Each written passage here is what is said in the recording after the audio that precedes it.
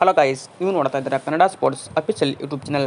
India versus England second ಒಡೆ ಪಂದ್ಯ ಕಟಕ್ನಲ್ಲಿ live ನಡೆಯುತ್ತಿದೆ. ಲೈವ್ ಪಂದ್ಯದಲ್ಲಿ ರೋಹಿತ್ ಶರ್ಮಾ ಅವರು ಹರ್ಷಿತ್ ರಾಣೆ ಮೇಲೆ ಗರಂ ಆಗಿದ್ದಾರೆ.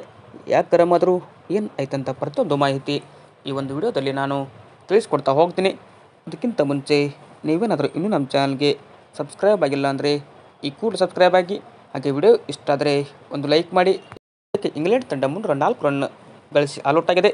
ಟೀಮ್ ಇಂಡಿಯಾ ಗೆಲ್ಲಬೇಕಾದ್ರೆ ಈ ಒಂದು ಪಂದ್ಯದಲ್ಲಿ 305 ಹೊಡಿಬೇಕು. ಈ ಒಂದು ಪಂದ್ಯದಲ್ಲಿ ಪಂದ್ಯದ ಮಧ್ಯೆ ಹರ್ಷಿತ್ ರಾಣಾ ಮಾಡಿದ ಆ ಒಂದು ತಪ್ಪು ಇದೀಗ ರೋಹಿತ್ ಶರ್ಮಾ ಅವರನ್ನು ಗರಂ ಆಗುವಂತೆ ಮಾಡಿದೆ. ಏನಪ್ಪ ಅಂತಂದರೆ, ಇಲ್ಲಿ 32ನೇ ಓವರ್ ಬಾಲ್ ಮಾಡಲು ಹರ್ಷಿತ್ ರಾಣಾ ಕೂಡ ಬಂದಿದ್ದರು. ಬಟ್ ಅದೇ ಥರ ಆ ಒಂದು ಬಾಲ್ ಇದೀಗ ಜಾಸ್ ಬಟ್ಲರ್ ಸ್ಟ್ರೈಕ್ ಇದ್ದರು.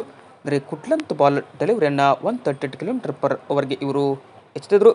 ಹೀಗಾಗಿ ಅದನ್ನು ಜಾಸ್ ಬಟ್ಲರ್ ಅವರು ಸ್ಟೇಟ್ ಬ್ಯಾಕ್ ಡಿಪೆಂಡ್ ಮಾಡಿದರು. ಹೀಗಾಗಿ ಆ ಬಾಲ್ ಮೇಲೆ ಹೋಲ್ಡ್ ಆಯಿತು. ಹೀಗಾಗಿ ರಾಣಾ ಆ ಒಂದು ಬಾಲನ್ನು ಪಿಕ್ ಮಾಡಿ ಇದೀಗ ಸ್ಟಂಪ್ಸ್ಗೆ ಕೂಡ ಇಲ್ಲಿ ಥ್ರೋ ಮಾಡಿದರು. ಬಟ್ ತಕ್ಷಣ ಬಟ್ಲರ್ ಅವರು ಸೇಫ್ ಇನ್ಸೈಡಿಂದ ಕ್ರೀಸ್ ಆದರು.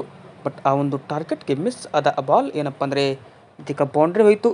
ಹೀಗಾಗಿ ಅದು 4 ಅಂತ ಕೂಡ ಇಲ್ಲಿ ಕನ್ಸಿಡರ್ ಆಯಿತು.